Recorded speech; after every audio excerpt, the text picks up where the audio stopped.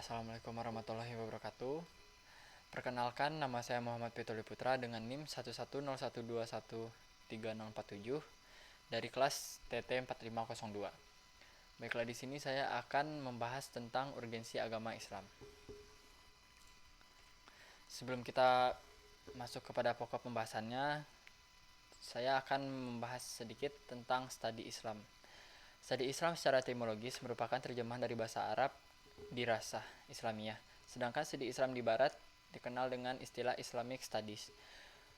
Maka, studi Islam secara harifah adalah kajian mengenai hal-hal yang berkaitan dengan Islam. Makna ini sangat umum sehingga perlu ada spesifikasi pengertian terminologis tentang studi Islam dalam kajian yang sistematis dan terpadu. Studi Islam secara sederhana dapat dikatakan sebagai usaha untuk mempelajari hal-hal yang berkaitan dengan agama Islam. Dengan kata lain, studi Islam adalah usaha sadar dan sistematis untuk mengetahui dan memahami serta membahas secara mendalam, seluk-beluk atau hal-hal yang berhubungan dengan agama Islam, baik ajaran, sejarah maupun praktik-praktik pelaksanaannya secara nyata dalam kehidupan sehari-hari sepanjang sejarahnya. Pada pokok pembahasan ini saya akan berbicara tentang 4 poin penting. Yang pertama ada makna agama, kedua arti Islam, 3 ragam agama, dan terakhir ada peran dan fungsi agama Islam. Baiklah, kita masuk kepada poin pertama, yaitu makna agama. Agama adalah sistem yang mengatur kepercayaan serta peribadatan kepada Tuhan Yang Maha Esa, serta tata kaidah yang berhubungan dengan budaya dan pandangan dunia yang menghubungkan manusia dan dengan tatanan kehidupan. Banyak agama memiliki mitologi, simbol, dan sejarah suci yang dimaksud untuk menjelaskan makna hidup dan asal-usul kehidupan atau alam semesta. Dari keyakinan mereka tentang kosmos dan sifat manusia, orang-orang memperoleh moralitas, etika, hukum agama, atau gaya hidup yang disukai. Menurut beberapa perkiraan, ada sekitar 4.200 agama di dunia, tetapi hanya 6 yang diakui di Indonesia. Kita lanjut, masuk kepada arti Islam. Islam berakar kata dari aslama, yuslimu, islaman yang berarti tunduk, patuh, dan selamat. Islam berarti kepasrahan atau ketundukan secara total kepada Allah Subhanahu wa taala. Orang yang beragama Islam berarti ia pasrah dan tunduk patuh terhadap ajaran-ajaran Islam. Seorang muslim berarti juga harus mampu menyelamatkan diri sendiri, juga menyelamatkan orang lain. Tidak cukup selamat tetapi juga menyelamatkan. Secara istilah, Islam adalah agama yang dibawa oleh Nabi Muhammad SAW untuk umat manusia agar dapat hidup bahagia di dunia dan akhirat. Islam adalah ajaran yang bersaksi bahwa tiada Tuhan selain Allah dan Nabi Muhammad adalah utusan Allah. Mendirikan sholat, menunaikan zakat, berpuasa di bulan Ramadan, dan pergi haji bila mampu. Islam datang ke bumi untuk membangun manusia dalam kedamaian dengan sikap kepasrahan total kepada Allah Subhanahu wa taala, sehingga seorang yang beragama Islam akan mengutamakan kedamaian pada diri sendiri maupun pada orang lain juga. Juga keselamatan diri sendiri dan keselamatan orang lain. Dalam sebuah hadis, Nabi SAW mengatakan seorang muslim itu menyelamatkan muslim yang lain dari perkataannya dan dengan perbuatan tangannya.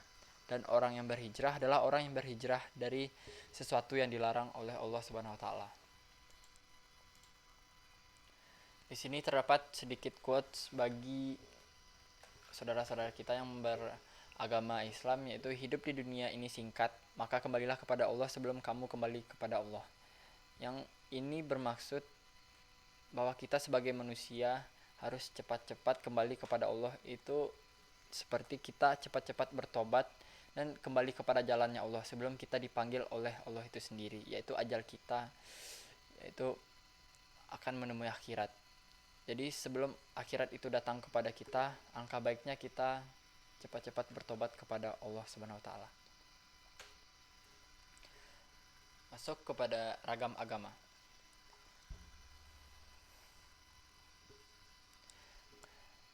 Sebagai yang kita ketahui, Indonesia adalah negara yang memiliki banyak keberagaman, yaitu mulai dari suku, kebudayaan, dan kepercayaan. Setiap kepercayaan sendiri memiliki perbedaan antara satu sama lain yang membuat seringkali munculnya perbedaan pendapat antara satu kepercayaan dengan kepercayaan lainnya. Di Indonesia sendiri, terdapat 6 agama yang sudah diakui dan hidup berdampingan dalam lingkungan masyarakat dengan menghargai nilai yang dianut satu sama lain. 6 agama yang sudah diakui Indonesia adalah Islam, Protestan, Katolik, Hindu, Buddha, dan Konghucu. Untuk agama Islam merupakan agama yang menjadi mayoritas masyarakat di negara Indonesia dan diperkirakan awal muncul agama Islam terjadi sekitar 1400 tahun yang lalu, yaitu kisaran 610 Masehi, yang ditandai dengan penerimaan wahyu Al-Quran yang pertama di Makkah oleh Nabi Muhammad SAW. Dalam ajaran Islam, kitab suci yang digunakan adalah Al-Quran, yang di dalamnya terdapat dari 114 surat, 30 juz, 6.236 ayat, yang menurut riwayat dari Hafiz, 6.262 ayat menurut riwayat dari At-Tut, maupun 6.214 ayat menurut riwayat dari Warshi. Lanjut kepada agama Protestan. Agama Kristen merupakan agama yang muncul pertama kali sekitar 2000 tahun yang lalu. Kemunculan pertama kali agama ini terjadi di Belanda pada abad ke-16 yang dipengaruhi oleh ajaran Calvinisme dan Lutheran. Bagi para pemegang agama Protestan, menyebut kitab suci mereka dengan sebutan Alkitab yang terdiri dari 66 bagian yang terbagi menjadi 2 bagian, yaitu 39 yang masuk ke dalam Perjanjian Lama dan 27 masuk ke dalam Perjanjian Baru. Selanjutnya ada Katolik. Agama Katolik merupakan agama yang pertama kali muncul di Kepulauan Maluku dengan adanya kedatangan bangsa Portugis ke Indonesia dengan misi untuk mencari rempah-rempah. Para rakyat Maluku juga menjadi penganut pertama agama Katolik di Indonesia. Dalam agama Kristen Katolik, penyebutan untuk kitab sucinya juga hampir sama dengan Protestan, yaitu Alkitab. Tetapi terdapat perbedaan di dalamnya. Alkitab pada Kristen Protestan terbagi menjadi 73 kitab yang dibagi lagi menjadi 46 yang masuk ke Perjanjian Lama dan 27 masuk ke dalam Perjanjian Baru. Lanjut kepada agama Hindu. Agama Hindu datang pertama kali ke Indonesia melalui jaringan perdagangan yang terbagi dari Cina hingga India. Diperkirakan terjadi pada sekitar awal abad ke-4. Kemunculan agama Hindu ditandai dengan berdirinya kerajaan Kitai dan Tarumanegara yang menganut nilai-nilai Hindu. Dalam agama Hindu itu sendiri, kitab suci yang digunakan sebagai ajaran adalah Weda atau Veda. Weda sendiri memiliki makna yang berasal dari bahasa Sanskerta atau yaitu Vid, yang memiliki arti mengetahui atau pengetahuan, sehingga Weda atau Veda memiliki makna sebagai ilmu pengetahuan suci yang maha sempurna dan kekal abadi serta berasal dari Hyang Widiwasa. Lanjut kepada agama Buddha. Kedatangan agama Buddha di Indonesia terjadi pada abad 5 Masehi. Hal tersebut diperkirakan dengan melihat dari peninggalan prasasti-prasasti yang ditemukan. Agama Buddha pertama kali diperkirakan dibawa oleh Panggelana Vasesin yang berasal dari Cina pada abad ke-7. Terdapat kerajaan Buddha yang berkembang di Indonesia, yaitu Kerajaan Sriwijaya yang menjadi pusat dari pengembangan agama Buddha di Asia Tenggara yang berdiri hingga tahun 1377. Agama Buddha atau juga sering disebut dengan Buddha Dhamma memiliki kitab suci yang sering dikenal dengan Pitaka atau keranjang. Pitaka terbagi menjadi 3 kelompok besar yang terdiri dari Vinaya Pitaka, Sutta Pitaka, dan Abhidhamma Pitaka. Terakhir ada agama Konghucu. Ajaran Konfusius atau Konfusianisme yang kemudian berubah menjadi Konghucu seperti yang kita ketahui sekarang. Pertama kali muncul di Indonesia terjadi pada abad ke-17, di mana salah satu buktinya terdapat bangunan tua di Pontianak yang digunakan sebagai tempat pemujaan bagi para penganut ajaran tersebut. Agama Konghucu memiliki 2 kitab utama, yaitu kitab Sisu dan kitab Wujing yang terbagi lagi menjadi beberapa bagian. Lanjut kepada ruang lingkup agama Islam.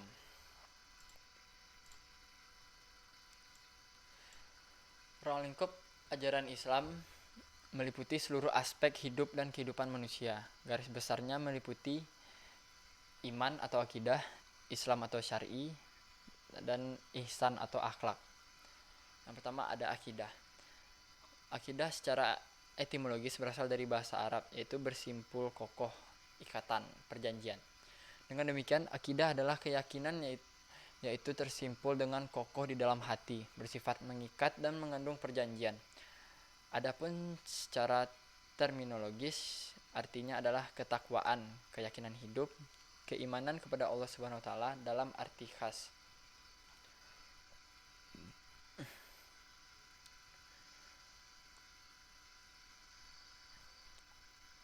Bagi seorang yang telah mengucap 2 kalimat syahadat, konsekuensinya ialah seorang menjadi muslim dan diwajibkan melaksanakan syariat Islam, yaitu melaksanakan syariatnya atau perintahnya dan menjauhi larangannya. 2 kalimat syahadat merupakan kunci keselamatan dan memperoleh pengampunan, pemeliharaan, petunjuk dan keridhaan Allah di dunia dan akhirat. Terdapat 2 syahadat, yaitu syahadat pertama, aku bersaksi tiada Tuhan selain Allah, merupakan pengakuan eksistensi Allah sebagai Tuhan. Dan syahadat kedua yaitu aku bersaksi bahwa Muhammad adalah utusan Allah, memberi pengertian bahwa seorang tunduk dan percaya serta bersedia menjadi pengikutnya, yang diimplementasikan dengan percaya bahwa Muhammad sebagai utusan Allah. Lanjut kepada poin kedua yaitu syariah.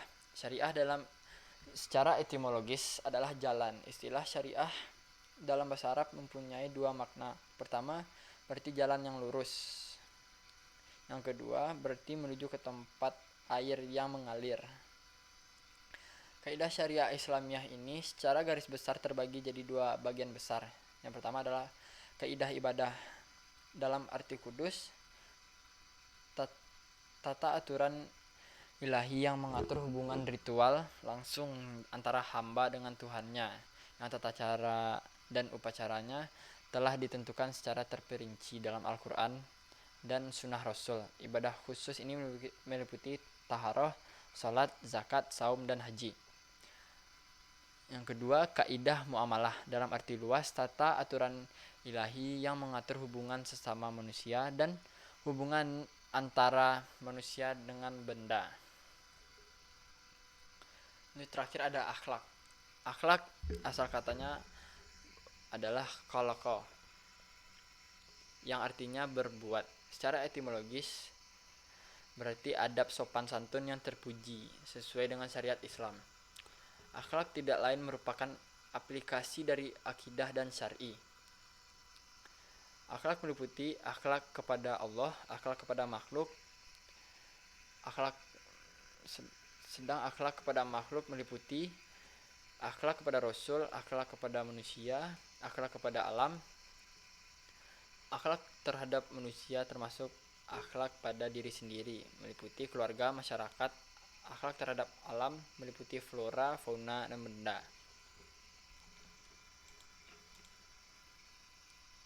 Lanjut kepada peranan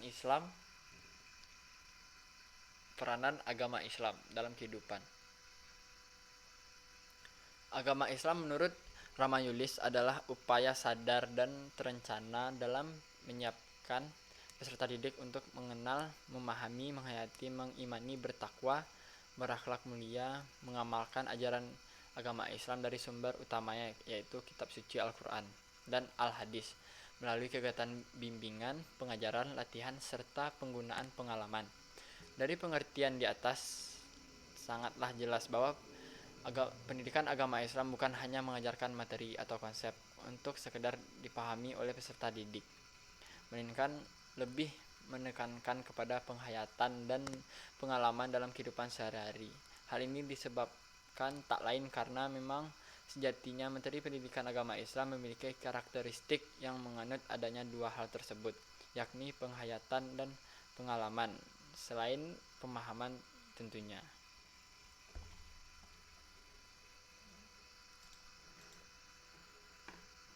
Lanjut kepada fungsi Islam. sini Islam memiliki 4 fungsi. Yang pertama, Islam berfungsi sebagai tuntunan bagi manusia agar memiliki al-akhlak al-karimah atau perangai yang mulia dan terpuji. Kedua, agama Islam berfungsi sebagai jalan untuk menggapai keselamatan, ketenangan, dan kedamaian serta keselamatan, baik di dunia maupun di akhirat. Tak satu pun ajaran dari Islam, baik perintah maupun larangan, yang bertujuan untuk menciptakan kerusakan di muka bumi atau kesengsaraan di dunia akhirat nanti. Fungsi ketiga, Islam mengandung ajaran-ajaran yang moderat, seimbang, dan lurus, atau al-din al-qayyim. Islam menyeimbangkan antara urusan dunia dan akhirat. Allah berfirman, "Dan carilah pada apa-apa yang dianugerahkan oleh Allah kepadamu atau kebahagiaan negeri akhirat, dan janganlah kamu melupakan kebahagiaan dalam kenikmatan atau dunia." Yang keempat, agama mestinya berfungsi sebagai pemersatu umat yang berbeda-beda, baik dari segi keagamaan, suku, dan adat istiadat. Karena agama mengajarkan bagaimana berperilaku dan bersikap secara baik terhadap orang-orang yang berbeda-beda itu. Pemersatu umat yang beragam ini telah dipraktekkan Nabi setelah memasuki kota Madinah tahun 6222 Hijriah dengan membuat piagam Madinah yang mempersatukan umat Islam secara internal dan antara umat Islam dan umat-umat lainnya di sana.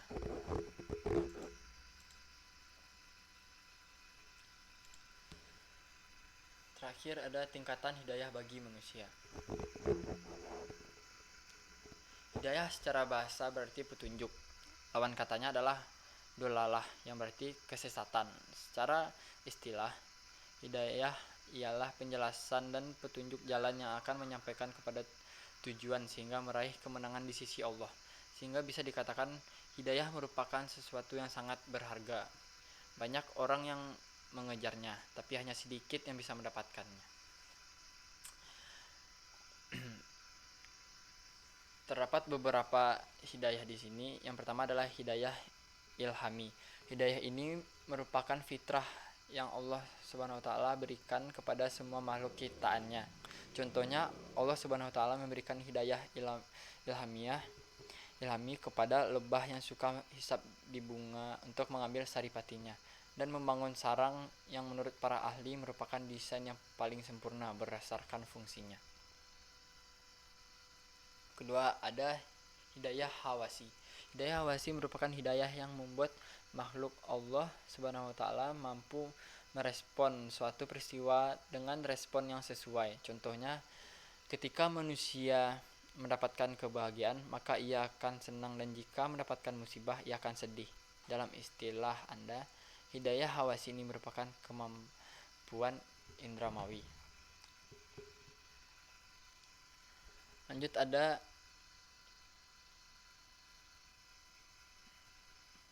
hidayah akli atau akal.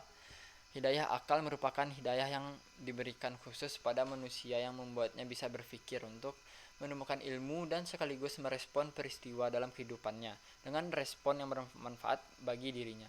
Hidayah akal akan bisa Anda miliki manakala Anda selalu mengambil pelajaran dari segala sesuatu, segala peristiwa, dan seluruh pengalaman hidup Anda atau orang lain. Lanjut, ada hidayah dien atau agama. Hidayah agama merupakan sebuah panduan ilahiyah yang membuat manusia mampu membedakan antara yang hak dengan yang batil, antara yang baik dan yang buruk. Hidayah agama ini merupakan standar operating procedure atau SOP untuk menjalani kehidupan. Tentunya yang membuatnya yang maha segala-galanya, yang menciptakan manusia itu sendiri, yaitu Allah Subhanahu wa taala. Karena yang Allah Subhanahu wa taala tentukan pastilah itu yang terbaik. Lanjut, ada hidayah taufik. Hidayah taufik merupakan hidayah yang membuat manusia hanya akan menjadi agama sebagai panduan hidup dalam menjalani kehidupannya. Hidayah taufik ibarat benih yang Allah Subhanahu wa taala semaikan di hati, yang tidak hanya berisi dari segala penyakit, tetapi juga subur dengan tetesan robani. Bersih dan suburnya hati akan terlihat dari pohon-pohon kebaikan dan amal yang tumbuh di atasnya. Hanya kesungguhan yang akan membuat Anda pantas menerima hidayah taufik dari Allah Subhanahu wa taala.